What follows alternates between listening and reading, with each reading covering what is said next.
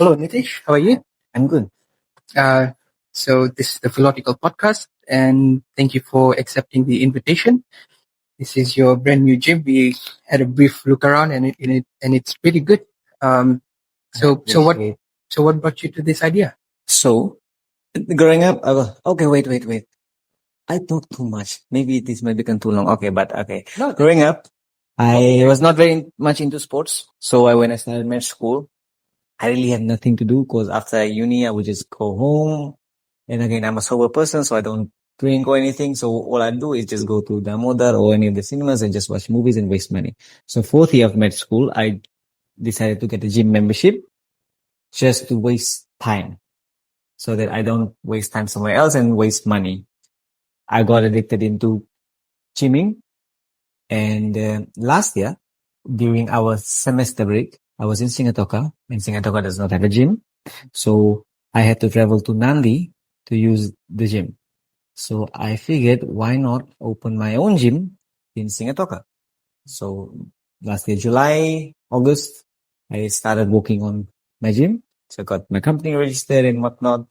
And that's how this came about. So initially it was supposed to be Sigatoka, but now due to circumstances, it's in Suwon. Yeah. Unless you want to know more about that. Started off as an idea of escaping, eating junk and going out and having movies. Instead, you could. I mean, I can see you've. Oh, thank you. Yeah, Thank you. I'm still the arm progress. Yeah. Work in progress, and I feel like there's a lot more I can do. Yeah. I am still very much an healthy person when it comes to diet. Yeah. I do still eat quite a lot. Studied medicine, right?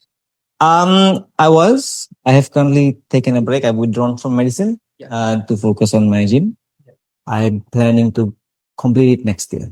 I would have graduated this year, but... And if you had the option of just doing this full time, would you opt for that? Oh, definitely.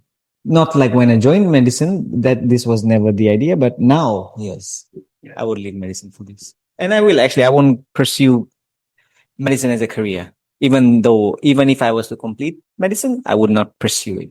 Yeah. You could just have that as maybe like a backing. No, more so of a decoration. Yeah, decorating the wall. Keep the Indian families. Yes. Yeah. There's always the families. Yeah, all the aunties and uncles. I can relate to that. Okay. And the name Island Strength, right? Mm-hmm. Yes. Why that name? Funny story. It's not, again, that too wasn't my first choice. Initially, I went with VT gyms. VT name is restricted. So then I wanted to represent Fiji. So initially went with VT, and then I went with Fiji. So because the restrictions of using the name Fiji with gyms, so I then decided to opt out of it. And also because they don't want abbreviation, so the word gym isn't allowed. You need to have gymnasium, I think. And that just didn't sound right. So there's this brand called Hammer Strength. They make equipment. So I was like, why not Island Strength? Hammer Strength, Island Strength, yeah. So I wanted to represent like Fiji being an island and just something related to Fiji. So Island Strength. Yes. Yeah. And you grew up in Sigatoka, right? Yes. How was that? I love Sigatoka. A lot of horses? Yes. Okay. That's a stereotype. I have never ridden a horse. No, wait. I have when I was young once. Yeah. But yes, a lot of horses. Beautiful place. What's the best part about Sigatoka? The beaches. We have the best beaches in Fiji. That's my opinion, but again, I stand by it. It has the sand dunes as well. It has the sand dunes. It has a diverse range of bio. I forgot the word, but it's quite diverse when it comes to stuff. Rainforests, beaches, valleys, whatnot. Yeah. And before you actually started studying medicine, what made you go into that side of things? I mean, because the gym itself is related to health, and that medicine it's more towards the health sector. Generally your career. Why towards why medicine? Yeah. Why did I choose medicine to begin with? Why not like? I never wanted to do medicine. And growing up, I hated the word doctor or medicine because I have been admitted quite a few times. growing up. So I had this fear or like just hatred towards medicine. But I'm confused myself as to why I chose medicine. I think there's not one reason. There's no one reason. There's actually a multitude of different reasons. Even though I hated medicine, one of the things that comes with being a doctor is the prestige or just the bragging rights that I am a doctor. I would not lie. I like that. The fact that you can just say, oh, I'm a doctor. Oh, I'm smarter than you. Because whenever someone who is a doctor is usually regarded as someone being smart. And credible. Yeah. So that's one of the reasons. The other being my Indian family wanted me to, pursue medicine. Now that's a stereotype. Yeah. Stereotype. So I won't lie. They did ask me. They didn't force me. But they did, persuade me into medicine a bit. The other reason being I've been fond of business from the beginning, more so now than before. But I did not want to do like a course in economics or business management or BCom or any other arts related courses, just because growing up I did not like arts. I loved science as a subject more. I love the field that I'm in. I love doing business, but I didn't love studying it, if that makes sense. Yeah. So again, the stereotype of, those who go into science or those who become doctors are smarter, those who do BCom, and you can get that with lower grades, you can still get that course. So I was like, if I choose this, my friends might think, oh, I'm not smart enough to do medicine. And that ego kind of kicked in and it kind of forced me into doing medicine. Looking back, that is the dumbest decision of my life. I request or I urge young people to please don't be like me. Choose something that you're actually proud of, regardless of what people might think. But then that's why it sort of took you to do that for you to realize that that's not actually what you want to do. Yeah. So in a way, I don't regret the fact that I chose medicine. I still have learned a lot, but I would regret if I was to pursue it because it's not something I want. So that's why I did decide to take a break. Someone like, Nitish, why don't you just complete medicine and then go into this business sector? And I was like, no, this is truly what I want. Let me do what I want first, then maybe complete that. Yeah. So you mentioned about subtle persuasion. Would you say that in today's society, especially in Fiji, multi-ethnic nation, there's a lot of cultural persuasion, a lot of subtle persuasion, a lot of standards and ideals that children especially have to live up to? Oh, yes. Yes. Especially with Indians. I can't speak for the other ethnicities or cultures. But for Indians, yes, there's a lot of comparisons. We are always compared with our cousins and other students, our colleagues and whatnot, our friends. So, and your parents are always like, you can do better, or, just choose for example, for me, if I got 95 in an exam, it'd be, oh, not congrats 95, but where's the other 5 months? Mm-hmm. So that's, I guess Indian culture is very competitive. Like Very parents. perfectionist. Yeah. Sometimes to the detriment of the children, and the parents' relationship can sometimes be, torn because of it, because you're really forcing your own. It's really the thing with what I've noticed with Indian culture is not what's best for you or your children, but rather it's like parents trying to fulfill their own desires or things they weren't able to attain. And they assume that because we weren't able to get it, if our children get it, they'll be happy. Or, that's what's best for them just because we didn't have it or we wanted it. So I think that's what I think is the reason why. So my parents aren't like university graduates. They're just high school graduates. So they assumed, I guess, growing up that since they didn't have a university degree, if our children get university's degree, they'll be like set for life. And, that's really not the case. So I feel like most of the time it's parents, they mean well, but it doesn't really I guess a work good out. counter argument would be that at the end of the day, parents want the best for their children. And right. Oftentimes parents want their children to do better than them. Yeah. But in doing so, it can end up doing more damage, and we can see that manifest in the rise of mental health issues. Right. And even though statistically throughout history, crime has gone down, we have other issues surging, and mental health is a really big one that we've emphasized much too late. So yeah, thank you for sharing that aspect of your life. And onto your content creation, TikTok. You have 62,000 followers, and I'm not sure if you know, but that's more than the half of the population of Tonga. So, does it ever scare you? Does it ever feel like you have so many eyes on you, and I ought to be careful what I say, or do you just see that as just a number and you're free to express? Yeah, I mean,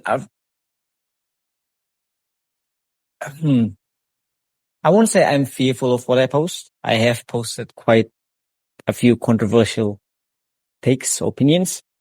So I won't say I'm fearful. I do sometimes put two thoughts. Sometimes I don't. Sometimes I just put whatever comes to my head out.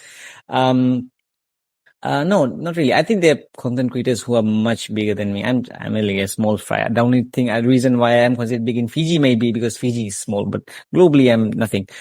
And really, I don't think much of TikTok other than just a form of entertainment. That's how it came about for me. I'm sorry. I just started doing TikTok as a joke, and the joke turned out to be something I liked, and I just continued doing it. So yeah, I won't really say I feel pressured as to what I post. No, I really post whatever I think. Yeah, sometimes it can be cringy. Sometimes I might regret what I posted, but at the end of the day, I don't really think But too it's much about it. also a great platform to voice out your opinions and what you think about what's going on politically. Definitely, because I believe previously a lot of news was very restricted or could be restricted because the means of getting news was usually through these old school, either it be newspapers or television or corporations, basically.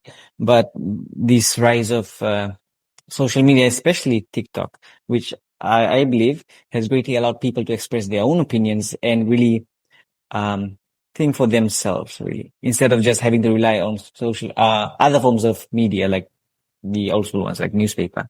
So yeah, I think it gives a new set of perspectives. Yeah. Would you say through TikTok, the normal channels of media like Fiji One, FTC, Fiji Village have all these major media organizations? Would you say it's going obsolete because of? I believe they have definitely taken a hit. So, for instance, newspaper. We have a small store in Sigatoka and we sold newspaper. Like every day we would open the stores and people would come to buy newspaper. And we have seen over the years, fewer and fewer newspapers have been sold. And I used to be someone who used to, watch, like we would wait for the 6 p.m. news on TV. And I have not watched television in quite a long time, actually, if I'm being honest. So that means I'm not no longer getting news from TV or newspapers. So now most of my news really does come from social media. So it has really taken a hit on, I believe, these mainstream news channels. Why do you think that is? Why do you think people opt for something like TikTok rather than watching television or streaming it from YouTube, like longer forms of news? Why would you say? I believe it's quite convenient. You can just open your phone and you have the news in front of you.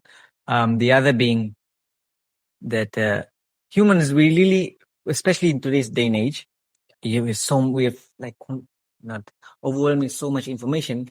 Our attention span has really shortened, I would say.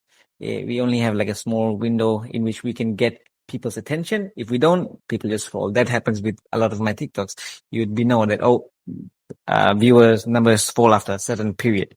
So I believe these longer forms of news, people just aren't interested. They want to see like quick clickbait kind of ads and stuff about news, and people pay attention to those and just scroll if they don't like it. So I believe that is why these more longer forms, because these other traditional forms, they are usually longer. You have to wait, or like for example, television, you have to wait for a certain time.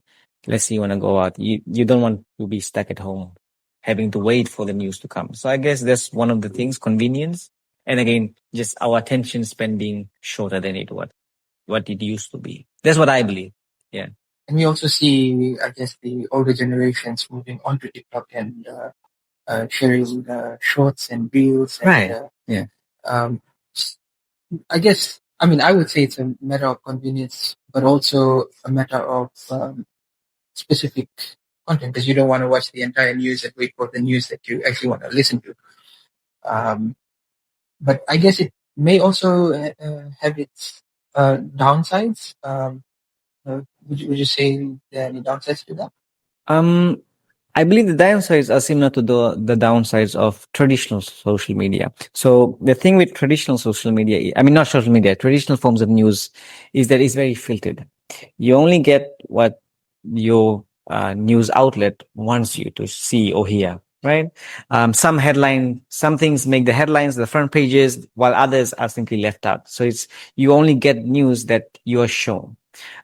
Social media, on the other hand, because you have this freedom that anyone can post, you do get a larger base, more variety. But at the same time, it also is a platform in which disinformation or misinformation can be presented. And sometimes, and as much as I appreciate the freedom of speech to be able to voice your own opinions, not every opinion is correct. I have been wrong multiple times. There are things that I think I could have said better or, done better. So I believe that it also gives this rise that, misinformation can be quite easily brought to the masses. And I believe you yourself have been a victim of misrepresentation, I believe, by Fiji Village. Much recently, we had a Fiji Law Reform Commission consultation, and in that consultation, I believe you said that if there were to be a Senate reinstated, you would like for it to be constitutionally elected. Right. But then it was framed as you wanted a Senate to be reinstated constitutionally. Right. So I guess that's an example of is how they voted and most people just read the headings or headlines. It could simply be an error as well, but I guess it could also be sort of done as a clickbait just to get people engaged. So how did you feel about that? Really? I made another TikTok stating that the news article by Fiji Village was not wrong entirely, but just headed the wrong way, and that's not what I meant. And what I meant was, then I explained in the video, that the Senate should be, if to be brought in a democratic way, and our senators to be democratically elected and not appointed by a certain body. Yeah.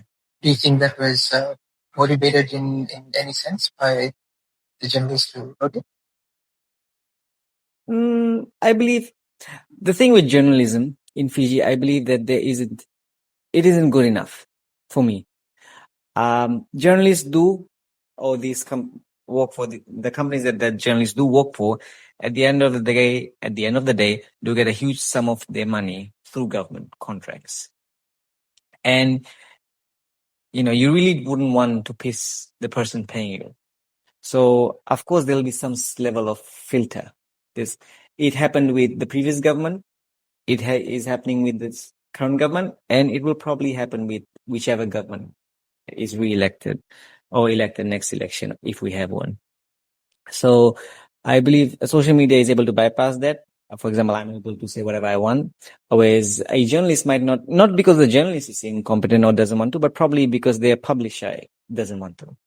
So, yeah, I guess you sometimes do have to say things just to appease, sometimes to the public, sometimes to the government or whoever is above you.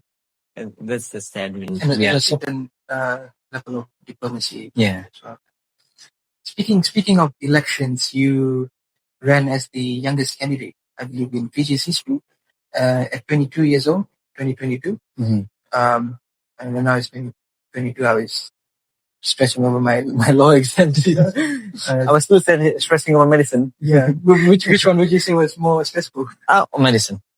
Medicine was more stressful. I actually found the elections quite fun. And a good experience. I lost, but it still was a good learning experience. And I feel like I gained a lot from it. Yeah. And I the main reason why I contested the previous election the previous election was because I really did not find a representative in any of the parties who represented the ideals that I wanted. So, I figured, if I can't find someone who can represent me, why not represent myself and possibly people who might resonate with me? Yeah. So it was under We Unite Fiji Yes. party, and how was your time there?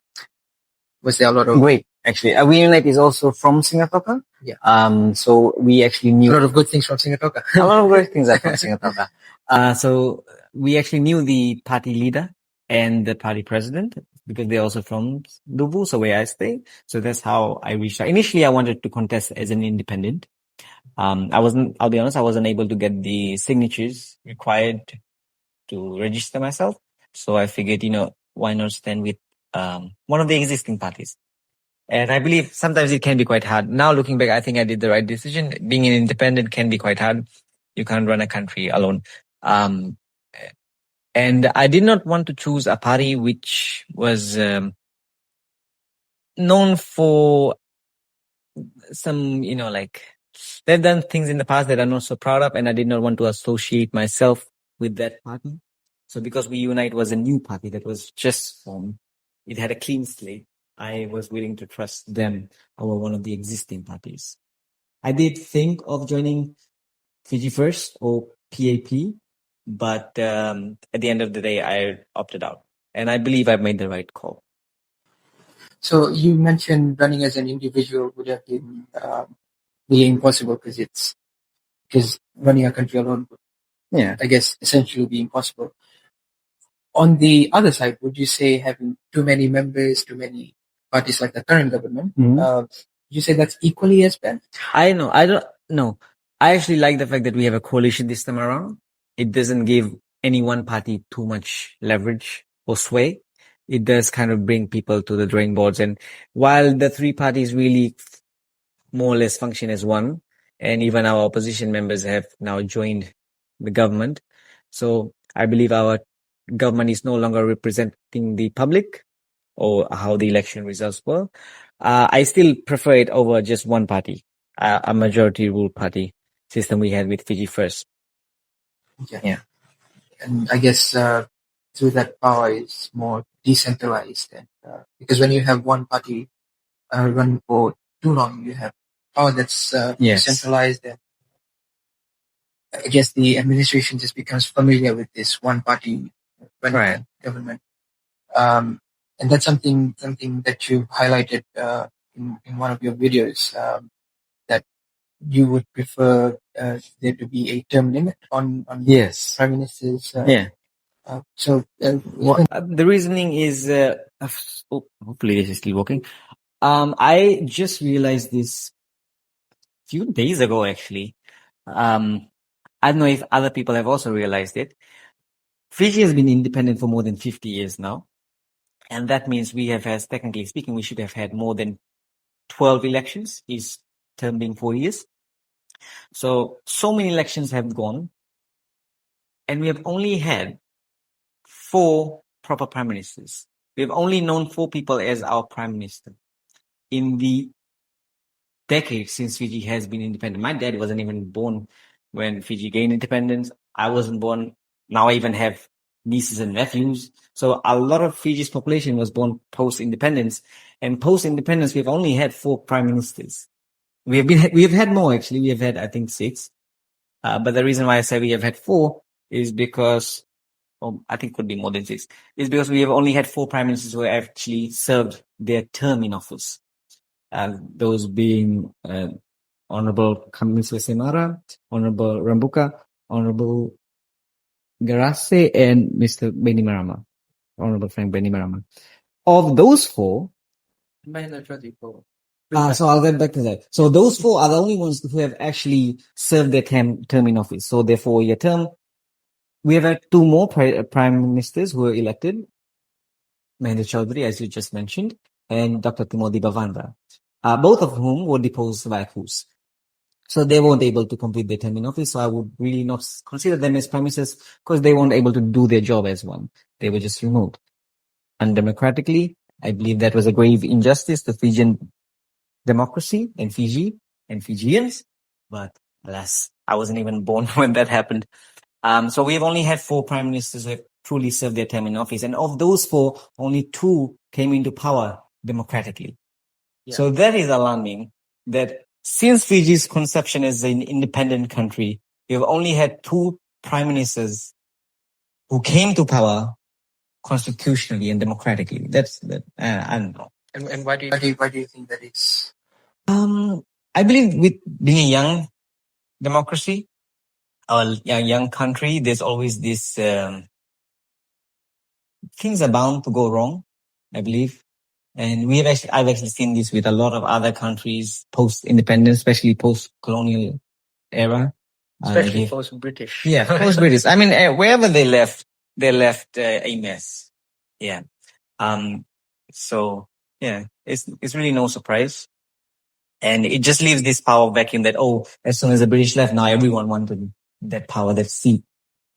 So I guess that's the reason why. And usually these elites tend to exploit people's emotions. And usually the emotion in Fiji post-independence was the segregation between, or trying to segregate Indians or Fijians of Indian descent with Ethiopians. Yeah. And they just exploited that. And would you say that the initial coup sort of played a big role, like a ripple effect, as to why we have had so few prime ministers over 5 decades? Yes, I believe it from the presidents that, if you don't like a government, if a select group of people do not like their government or their leaders, they can just simply remove them from power using force. So definitely, it did. It emboldened people who shouldn't have been emboldened to begin with. And that is one of the reasons why I did not choose to join PAP. Yeah. And, I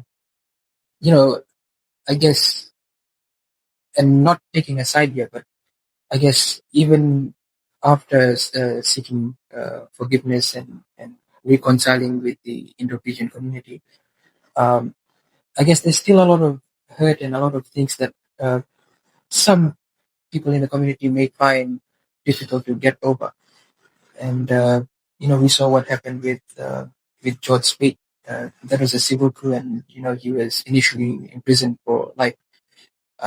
Meanwhile, we've had 2 of the other co-leaders run as prime ministers and get office. Would you say that that is unfair as to just because you hold a position you get certain immunities? Definitely. I believe the law should be the same for all Fijians, regardless of who you are. A coup is a coup, irrespective of what you thought you were standing for. So I definitely think that it was a grave injustice to everyday Fijians. Actually, it just kind of begs you question or leaves you questioning: can I truly be represented in this country? Yeah, because if I do have a representative in government, what if they just removed in the next school? When does it stop? Yeah. And early on, you mentioned about how post-British independence we've had a collision between the Ethnicity community and the Indo-Fijian community. And I believe one of your videos probably 3 years back in 2021. Oh, that's wrong. You did the research. Okay. I mean, I still That's okay. Yeah, it was in response to this. I believe this kid he made. So his video was essentially asking his imaginary friend, or what's your ethnicity, and no, what's your nationality, and he says, I'm Fijian. And then he asks him, what's your surname? And he says, Singh. And then he looks at him and like confused and all. And then you responded to that. Okay. And you made the distinction between race, ethnicity, and nationality. Do you think people still struggle to? Definitely. I still have comments on my TikTok that, you're not Fijians, or you should go back to where you came from. So it's sad that in today's day and age, we still have to go through this. I believe we Indians are no longer the exception. I believe now Fiji is a lot more diverse when it comes to ethnicities. But yeah, I believe that there are still some people. I would say most have changed. I won't say that Fijians in general are racist people. Fijians being both Indians and Ethiopians, because there are a lot of Fijians of Indian descent who are also actually quite racist, I'll be honest. So I believe most Fijians have changed for the better, but there are still a select handful who are still holding on to. And I believe it's mostly due to the culture or their upbringing that they are like that. Yeah, and I guess it gets confusing for us Indo-Fijians to define our race, and you pointed out that you're Indo-Aryan. Yes. And then South Indians are Dravidian. Yes. So if someone were to ask you, Nitish, what's your race? What would you tell them? I would say I am South Asian. Oh, you're South Asian? Yes. Yeah, South Asian. I assume you are not. No, South Asian. Not South Indian. Yes. Cause again, I have, so like if we go back our lineage, I have 2 parents, 4 grandparents, 8 great grandparents, 16 great. So those great greats were the ones who came from India. I don't know where all 16 came from. So they could have come from a whole range of places from India. So I wouldn't be really from one place. I would be from a multitude of different places. And they led up to me being born in Fiji. And I believe the reason why it can be quite hard for us Indians to say, who live in Fiji, to say we are, not Indians, is because we really don't know where in India we are from. So if we were to go to, let's say now migrate to New Zealand, a lot of Fiji Indians would say, oh, I am Fijian. Not because they're trying to claim to be Pacific Islander, not they're trying to claim that they're native to Fiji, but because the Fijian Indian diaspora has really evolved into such a unique culture that it can no longer, it's like very different from those in India. Like in India, we are treated as outsiders because our culture is very different from theirs. So it's kind of this own unique culture. So it's a Fiji Indian culture. And we just normally resort to saying we're Fijians. Hopefully that's what you would ask everyone. Yes. Okay. Would you say that because of the diaspora, we sort of become a people of a confused or lost cultural identity? Yeah. Not really lost or confused, but I don't know the right word for this would be what it would be. But just it's very hard to trace back to where we came from. That's all. We can't really pinpoint to which spot in India, which again, is it really India? Cause, when Indo-Fijians were brought, or indentured laborers were brought to Fiji from India, there wasn't a Pakistan or Bangladesh. It was all India. So when you came, you could have been from India, but now if you were to trace back, you could be, oh, I was actually from Bangladesh, but the people from back then would have claimed to be Indians. So now, are you Indian, or are you Bangladeshi, or are you Pakistani, or Bengali? Sorry, not Bangladeshi. So yeah, it just gets very hard. And I guess a lot of people also have this idea that Indian is also one race, when India is really probably the most diverse country in terms of cultures.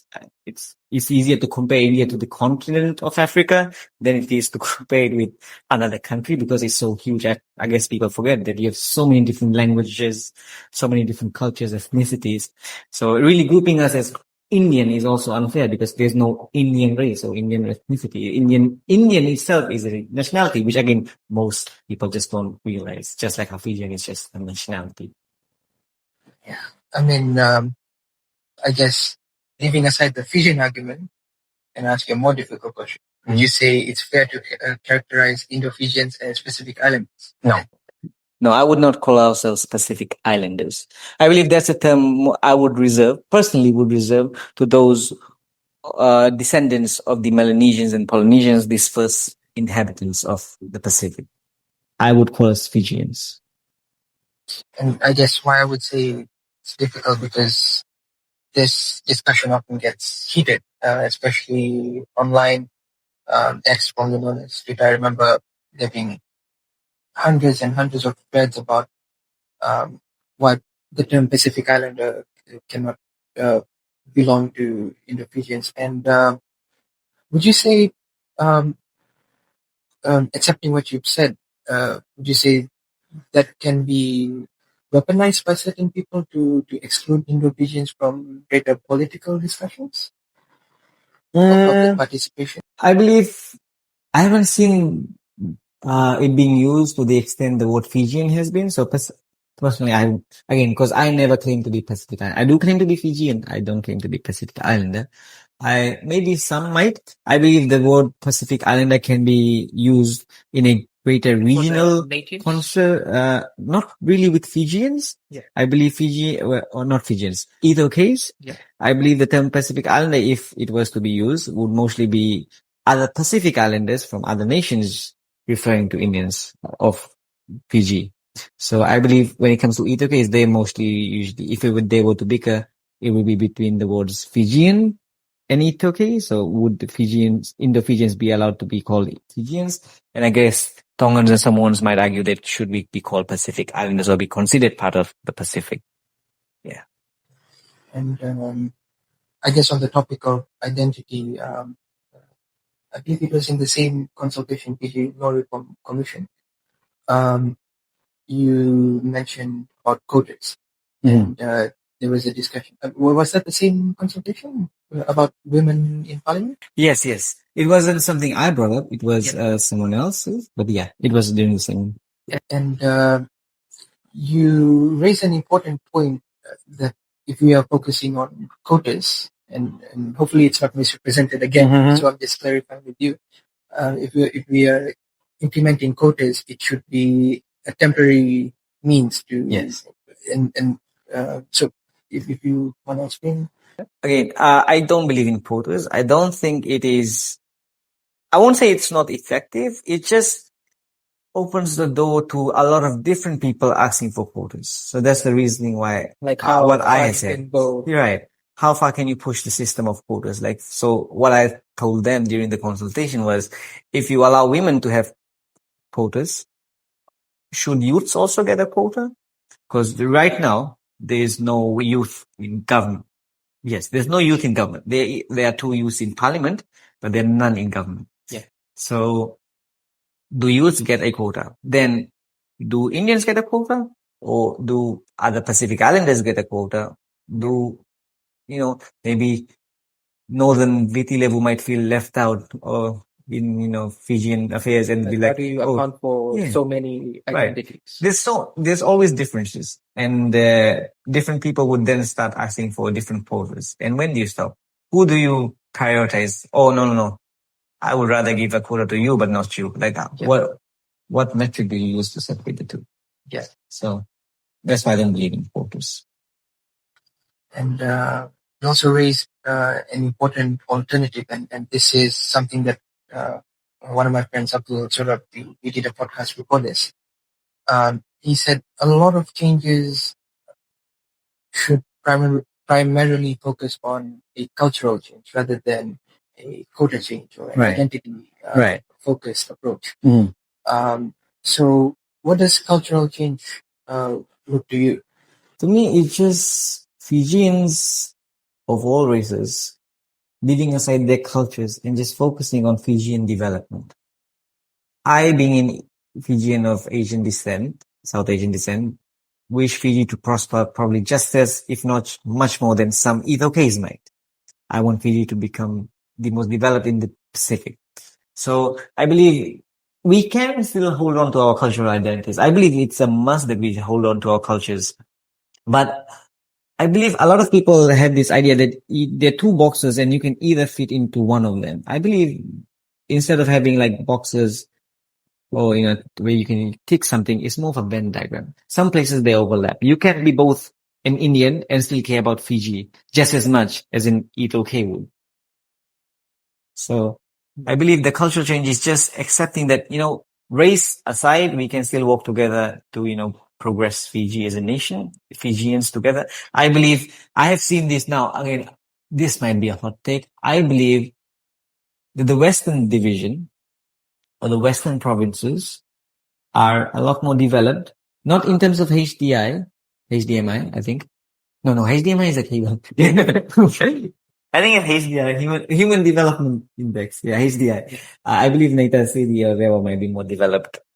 But in terms of economy, I believe Fiji is carried by the Western division, right? All of our major industries are based in the West. The only things the Central has going for itself is the capital being based here. Other than that, tourism, sugarcane, farming, logging, now even water is our largest export. That's all Western.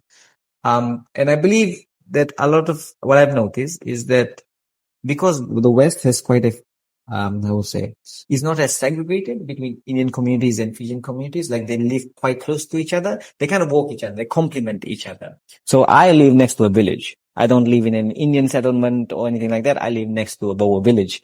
And we actually prefer living next to a Boer village than if it was in an Indian community or settlement, because the people are just so hospitable and friendly. So I believe that because the West is more integrated with their different cultures, it just prospers more. The people get more out of it. Whereas in the other provinces, where it's a lot more, Indians should only live here. Indians prefer to live in one area. Itokais prefer to live in another. Just their own communities. They don't really get to develop as much. That's what I think. I could be wrong. Again, we do not have data on to different provinces and their domestic output and stuff. But I believe if people just started to, work together, I believe Fiji could be much better than what it is. I believe it already shows that Fiji is amongst the more developed. It's not a developed country, but it is amongst the more developed of the Pacific Island nations. And the only thing setting Fiji apart from the other Pacific Island nations is that it's not homogeneous. The other Pacific Island countries are culturally very much homogeneous. Tonga is just Tongans. Samoa is just Samoans. PNG is just, Melanesians. But Fiji is the only one which has a multitude of different cultures. And I believe that is something, that's our strong point. That's not our weakness. It's just been presented as a weakness over time, but it's really our strength. So we could, I believe that's what people need to realize. I used to be someone who wanted to actually migrate out of Fiji growing up. But now I actually want to stay in Fiji and do as much as I can for Fiji. Because it's the cultural change. You saw the infrastructure there and you were thinking right as to why isn't it the same here. Right. So I first visited overseas when I was like 4.5, and this is a guy who lives in Duvu, and Duvu back in 2005 was even less developed. Like Sigatoka town was even nothing. And I went to Auckland, and Auckland, not just regionally, but globally is one of the best places to live. Right. So the stark contrast between a village in Sigatoka and Auckland City was insane. And I just was in awe, and I was like, I want to live here when I grow up, so that's what I wanted. Like growing up, primary school, high school, most of high school, I just wanted to migrate out and have that better life abroad. But then as I grew up, I started questioning myself as to why is the New Zealand or Australia more developed than Fiji? And I was like, okay, yeah, there's some colonialism shit going on, and they're bigger and they have larger populations and whatnot. They had a head start, but I saw that Fiji was also developing at quite a good rate. It wasn't lagging as much. It's when Indians started to migrate, they took their knowledge and wealth with them. And again, some might be happy about that, some might not. But at the end of the day, it did cost Fiji. And I believe, and I said, instead of being part of the problem, instead of, one day being educated, or instead of, trying to attain a better life abroad, why not? I try to get that better life for myself and other Fijians to Fiji. So that's one of the reasons why I even am opening this gym. I didn't want to just, so for example, all these equipments, the people haven't yet seen the gym. I believe it's pretty good. Yeah. I like the gym. I mean, if people saw the inside and they didn't know where we were, they wouldn't think it as Fiji. Right. Because it looks really... So I'm trying to get the services that they have abroad to Fiji. Yeah. So I think that's what I changed. So I changed the way I thought about Fiji. So I believe that's what I want for the rest of Fiji, for people to think differently. So instead of thinking, what has Fiji done? What has this prime minister done? What has the government done? What has Fiji done for them? To thinking, what can I do for Fiji? Yeah. That's the cultural change I want. You mentioned that the West is sort of an idea. I'm going to put words in your mouth because I'm from the West. Okay. Oh, you're from the West? Yeah. Oh, which place? Lotoka. Alright, you told me. Yeah. See, this is why I tell you, I have dementia. Okay. Right. And, West being the best place. Yes. Fiji. Yes. You can argue about that. I stand. Now that's a hot take. Yeah. No, it's not. It is. The cultural environment in the West, according to you, where people don't look at race, they don't look at ethnicity, and they just focus on development. I won't say they don't. It's just to a lesser extent. Yeah, just relatively. Yeah. Compared to the rest of Fiji, would you say if the rest of Fiji could be like the West, would be better? Yes. One thing I wish for Fiji is going forward to have a Western Prime Minister. Mm-hmm. So another thing, we have a few Western candidates. We have few candidates. Yeah. We have never had a Prime Minister from the Western Division serve their full time in office. Yeah. Again, I had mentioned we only had 4. 2 of them were from the Eastern Division, Ratu Sekandisa Samara and Lesina Garase. They were both from Laos. Mm-hmm. We have one from the North. So our current Prime Minister, Siti Rambuka. And we have had one from the Central Division, Mr. Penny Marama. We have had 2 from the West. Yeah. And both were deposed by Coups. So Timothy Bavandra and Mehndra Chaudhry. So I would love for Fiji to have a Prime Minister who is from the West. Yeah. I'm not just because they'll be better, but just, again, you want fair representation. I believe also the West should have a chance. Yes, there can be another quota. Maybe, yeah, Western quota. Yeah. I guess a lot of these topics are very polarized. Yes. In the online community. Mm. And I guess it gets very confusing to decipher what the other person is trying to say because you're not face to face. You're face to face. You can read the emotions. You can, actually get what they're saying. They may provide better context than compared to online.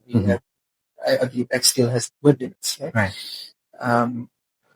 Would you say long form conversations, maybe such as ours, is necessary to just at least get over some differences? Yes. I believe, again, because it can be very hard to convey messages through text or social media. Even on my videos, I would love to be able to explain longer as to what I believe in. But again, if I make my videos too long, people just lose interest and they scroll past. So again, just having that opportunity. And again, one thing which you said is happening a lot in Fiji. I hope it doesn't, and it has happened to a greater extent abroad, is where people have become so polarized. They don't want to see the person from their opposition party or like their opposing team. So how like Democrats and Republicans and even in other countries, you're just either you're left or you're right. I wish for Fiji to have a middle ground. Like, even though I might disagree with things that this government did or the other government did, there are things that I admit were right. Yeah. So I guess a lot of times when I either praise this government, so usually what happens, if I praise this government, then you have Fiji First supporters coming at me. If I criticize this government, then you have these government supporters coming at me. If I praise Fiji First, then you have this government, and so it goes like that. And people just seem to forget that there can be a middle ground. Yeah. And they fail to understand that people can be both wrong and right. Like, no one is perfect. You don't have to. And what I see with a lot of people is that if they support a party, and I used to be like that, is that they'll support it outright. Yeah. So they would be blinded by their wrongdoings. So I do not want that for Fiji. I want Fijians to also hold their parties or politicians, their representatives, accountable. Even though they voted for them, they can still be wrong. And when they are, they should be held accountable.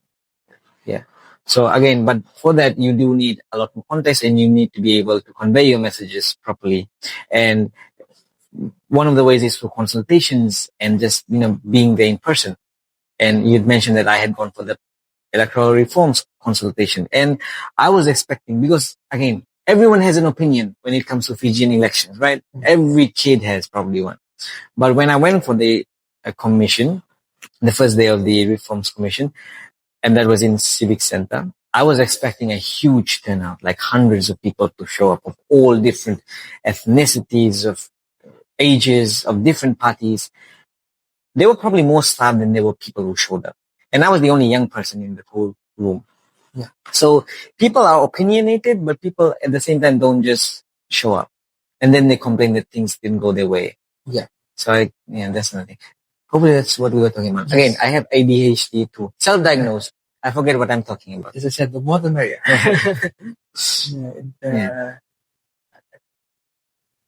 You sort of brought up American politics as well, where you have the Republicans and the Democrats, and people identify with either or. Mm-hmm. And that can, I guess, speaking on identity politics, having quotas and aligning yourself with just one certain identity that can also go outside of your ethnicity and race, that can also mean with a political party. I've been supporting Party A for 20 years. My family has been supporting it for many years. And hence I will continue to support it. I guess, and do tell me if you believe that to be true. Do you think that's a big reason why we have a lot of division in today's political atmosphere? Yes, a lot of people vote just because someone else voted for them. So a lot of families would vote for the same party. A lot of communities would vote for the same party. So you can see this. Okay, so like previously, during the previous elections, we'll see that this area got this many, this party got this many votes from this area, and you see it's concentrated in that one particular area. So, I mean, you can have similarities. Of course, you can have representation, but it can't be that everyone in that area agrees on that one person.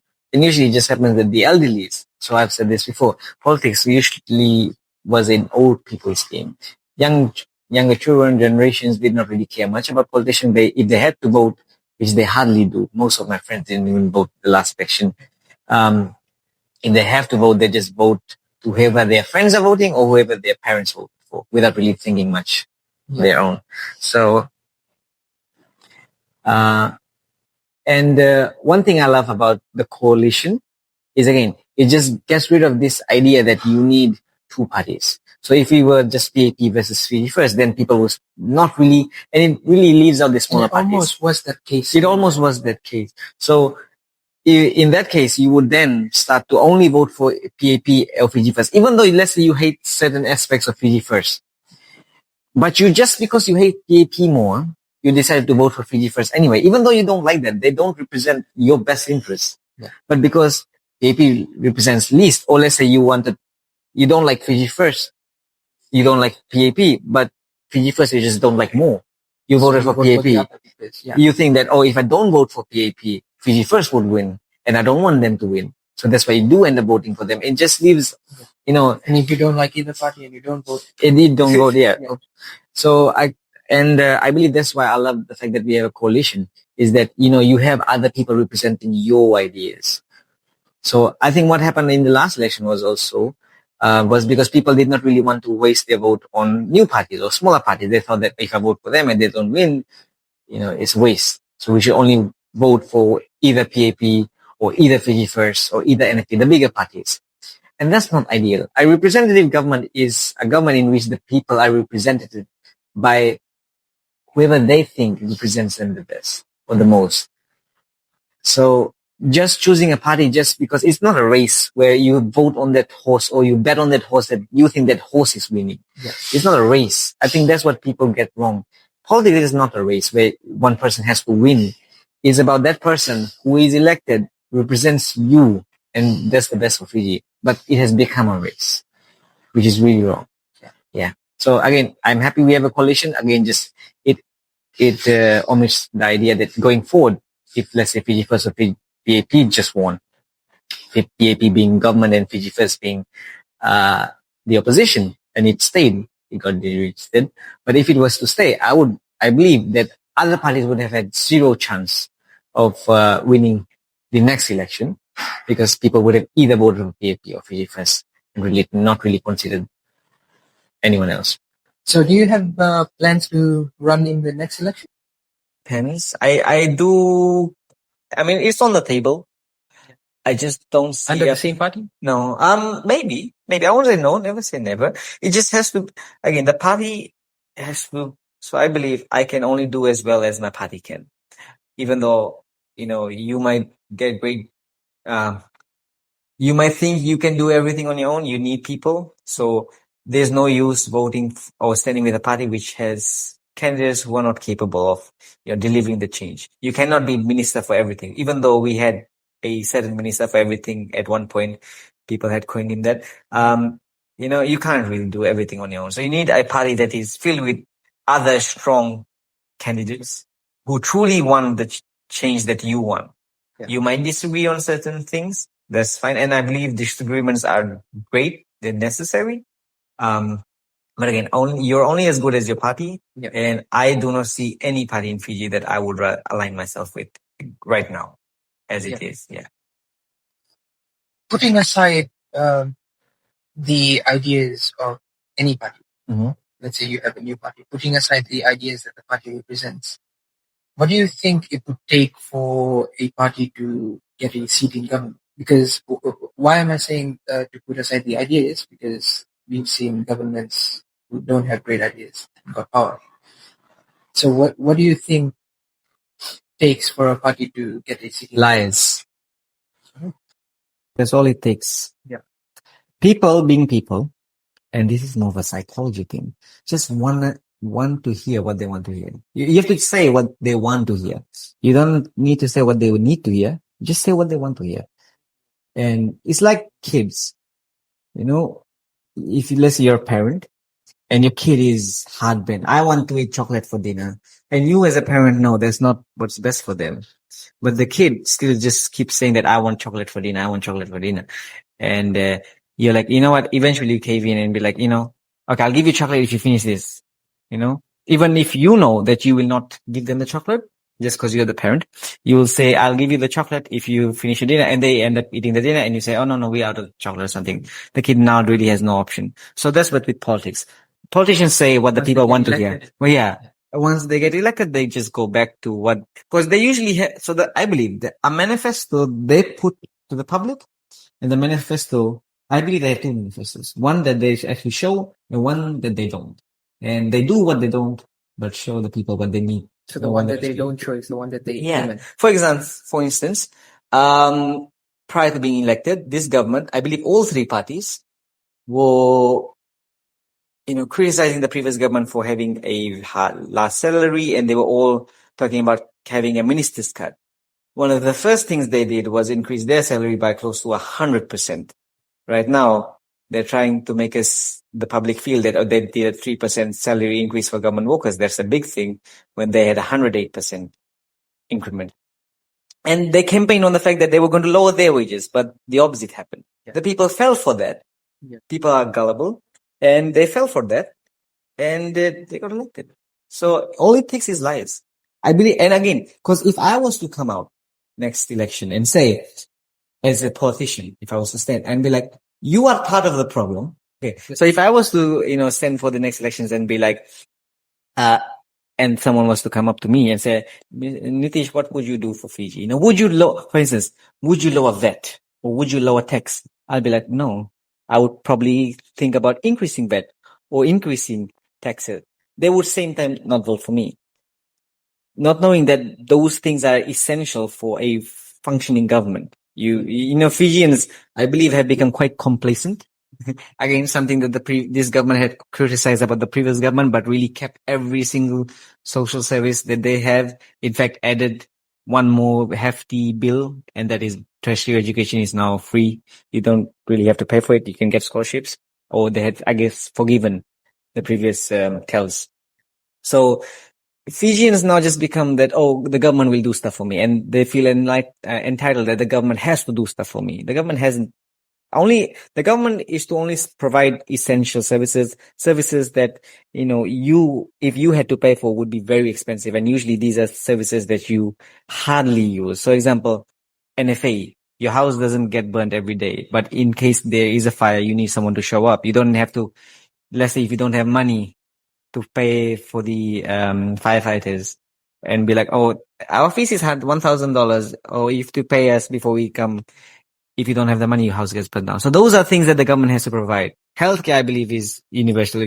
The US doesn't have it, but healthcare should be universal. Not everyone can afford everything. Maintaining our roads and stuff. But the government does not have to pay for everything. And Fijians need to hear that. You would not pay for everything for someone else. Why should someone else pay for everything for you? So, but if I was to, campaign on that, do you think people will vote for me? Most probably would not. So I believe that's part of the reason. You just have to lie to the people and tell them, I'm going to do this for you. I'm going to lower VAT to 0%. Yeah. I mean, we had a professor for economics, someone who should know more than this. And people keep bringing this up. I know he's probably tired of this, but you said it. Say that we're going to bring down the price of lamb chops. That's beyond our control. That became a meme. It's beyond our control. And, you say such stuff to get votes. Yeah. Even though that's not possible. Yeah. So that's what the people want. People are still children who have just grown up. Yeah. They just want to hear stuff, that feels nice to the ears, even though it's all lies. Yeah. So just lie. If you want to win, just lie. And I guess doesn't place a lot of hope if you have good intentions and you have real promises that you can deliver. I guess it's not attractive on paper, but then that's the best that the government can do. Right. A lot of people forget that running a country is no much different than running a house or running a business, for instance. You sometimes have to think it's never going to be perfect. You're always going to fuck up somewhere. And, it's difficult to run one. And, you have to take those hard decisions. You have to sometimes, go to bed empty, like with an empty stomach, because you have to save up for something else. But, people of Fiji just think that the government has to provide money out of nowhere for everything that they do. So I think the people of Fiji are partly to blame. I mean, I was partly to blame. I was on government scholarship, right? So as someone who has no intention of working as an MO, so the government has spent hundreds of thousands, 150, I think, on me to attain a degree in medicine. Oh, I've not attained one. Something I would not do, but I will pay them back eventually once this starts running. But that's what happens. Yeah. The money will go back into the economy. Yeah. But I believe that's the thing. The government has spent so much giving people, and and at the end of the day, people still do not appreciate it. That's what infuriates me even more, is the fact that the people, even though we get so much, we always think that's less. So I believe that, that has to change. And no politician would say that. Hence the cultural change that you talk about.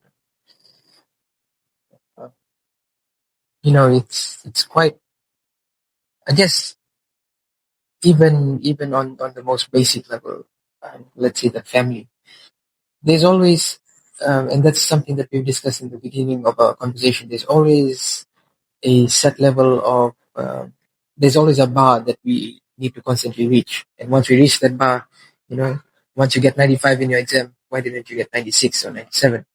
And I guess in a way, that's how we view the government. That's how we view people running the country, people running the show. You've achieved this. What about this? What about this? What about this? And what do you think is the antidote to that? What's the solution to it? Just telling the people that everything is not possible.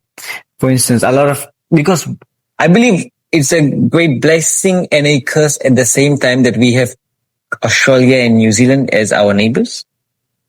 It's great that they are so developed, and a lot of Fijians do move there for job and plus, even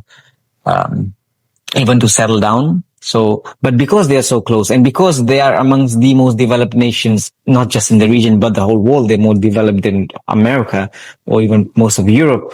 It's very hard to compare us with them. Fijians, they want to have services that they have while not wanting to pay the same equivalent.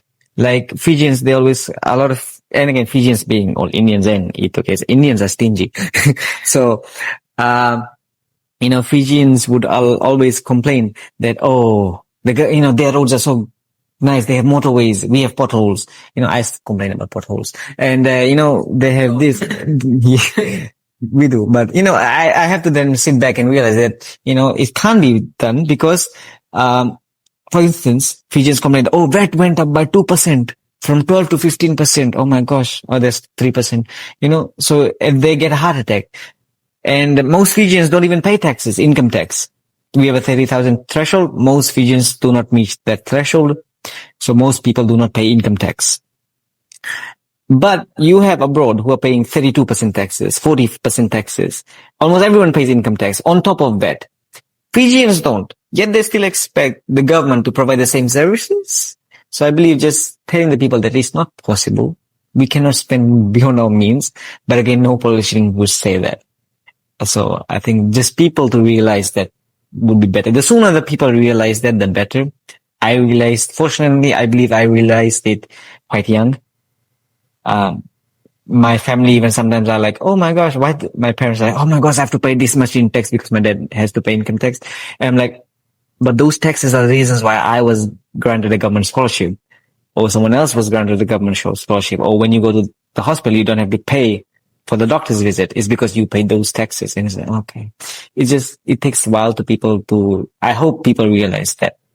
So I'm gonna play the devil's advocate here. Would you say that taxes should be imposed on all levels?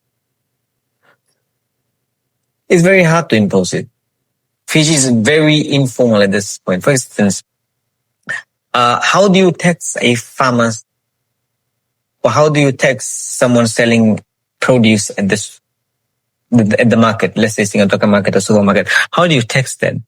They don't really keep records for all their goods and services they've sold throughout the day. Some of their produce might be thrown off. So until we formalize those systems, I think it'll be very hard to tax everyone.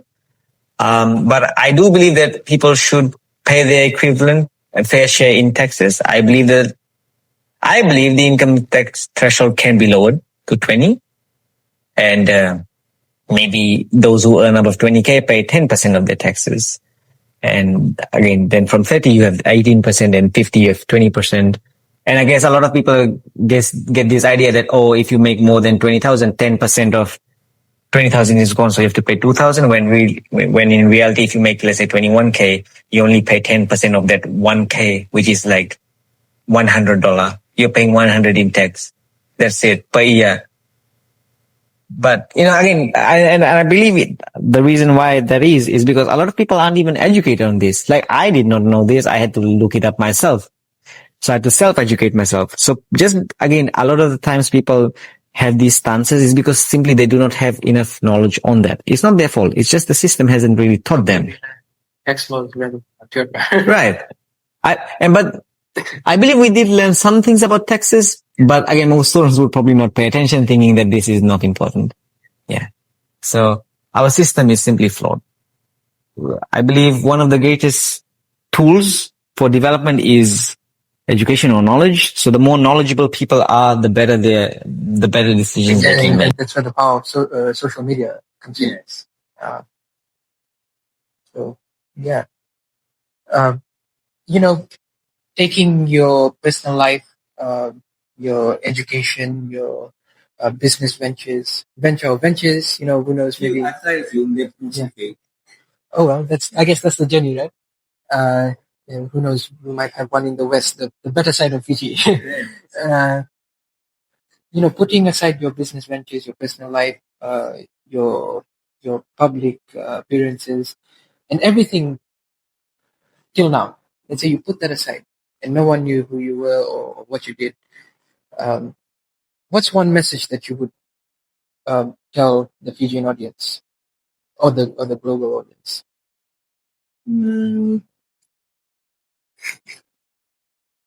So a few things. First of all, don't be scared to try what you want. So, always go for what your heart wants. The second being, you will not always get what you want. you will fail more often than not. I have tried a few things. You will fail a lot. So always have a backup. That's one thing. And I just be willing to listen to the other person is the third thing I would say. You don't know everything, or even if you are right, the best thing to do is instead of arguing with someone is just trying to understand them. And once you do understand them, if you find that they are wrong or somewhere, you can educate them.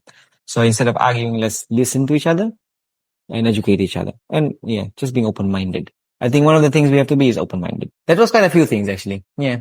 There wasn't one. You would ask for one. You would ask for one. Nitish Sharma, thank you for being on the Philotical Podcast. Thank you for your time.